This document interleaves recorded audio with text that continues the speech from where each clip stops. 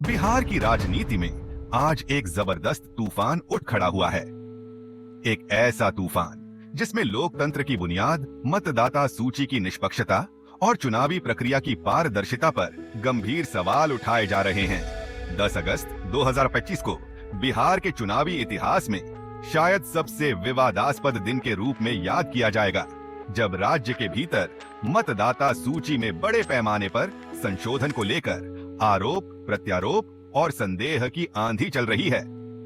यह वही मुद्दा है जिसने YouTube, social media, TV debates और प्रेस कॉन्फ्रेंस को ज्वलनशील बहसों और वायरल एक्सपोज से भर दिया है। हर कोई जानना चाहता है, क्या वाकई बिहार में लोकतंत्र खतरे में है? क्या सचमुच चुनावी धांधली हो रही है? सबसे पहले बात करते हैं उस मूल विवाद की जिसने पूरे राज्य को हिला दिया है।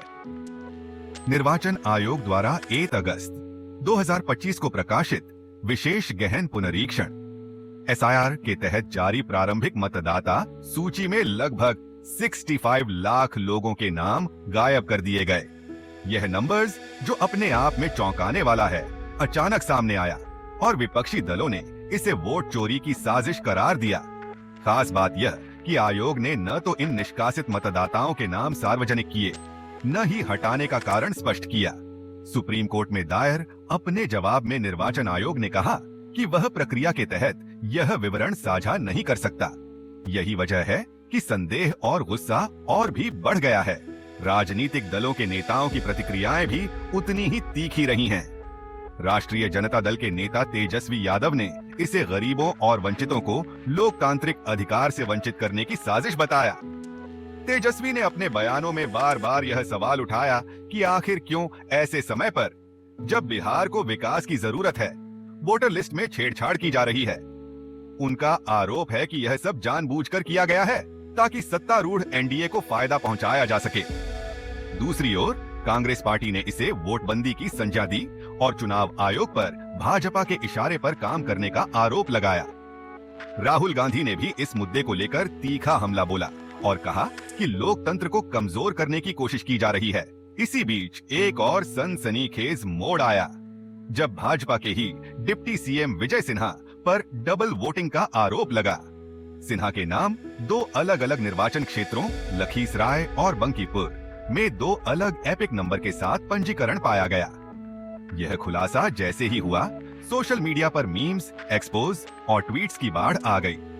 विपक्ष ने सत्तारूढ़ पक्ष को भी मतदाता धोखाधड़ी के कठघरे में खड़ा कर दिया और अब सवाल पूछा जा रहा है, अगर सत्ता के शीर्ष पर बैठे लोग ही दोहरी वोटिंग में लिप्त हैं, तो फिर आम लोगों के नाम हटाए जाने पर किसे भरोसा होगा? इस विवाद के बीच निर्वाचन आयोग की भूमिका सबसे ज्यादा सवालों के घेरे में है।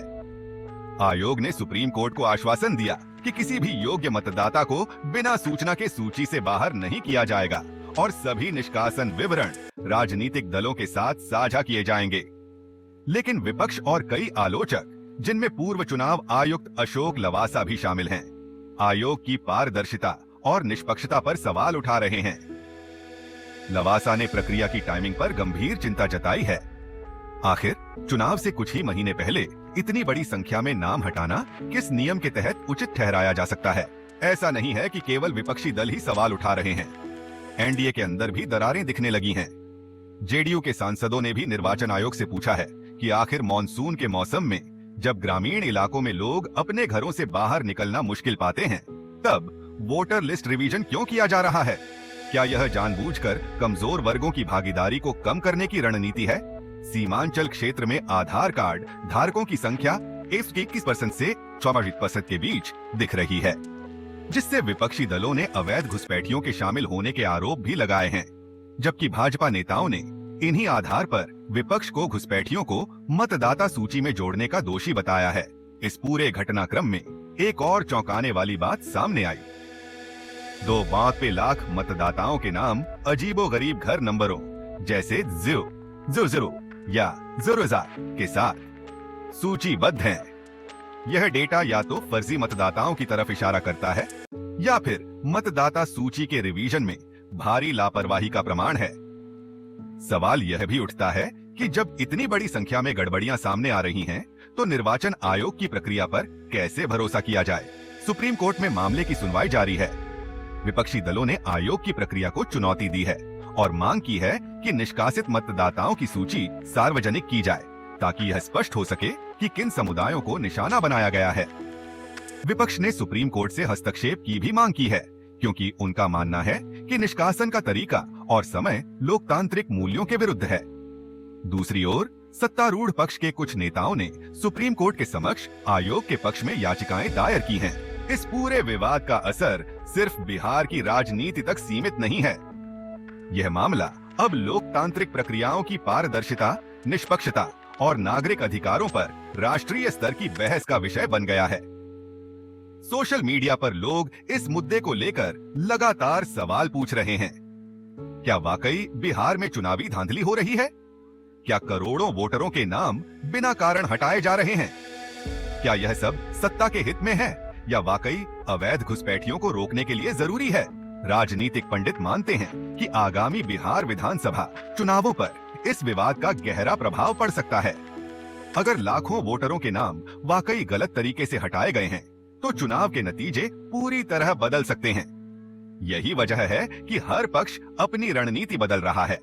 कोई सड़कों पर उतर रहा है, कोई सुप्रीम कोर्ट का दरवाजा खटखटा रहा है और कोई सोशल मीडिया पर अभियान चला रहा है।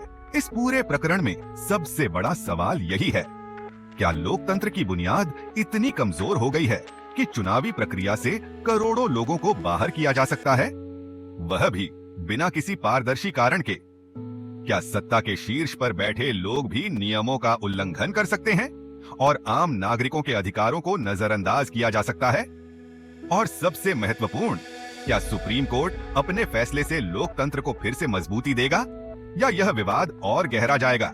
बिहार की चुनावी राजनीति के इस सबसे बड़े विवाद को समझना केवल आंकड़ों, आरोपों और बयानबाजी तक सीमित नहीं है। यह सवाल है हमारे लोकतांत्रिक भविष्य का, नागरिक अधिकारों का और उस भरोसे का जो हर वोटर अपने मताधिकार में रखता है।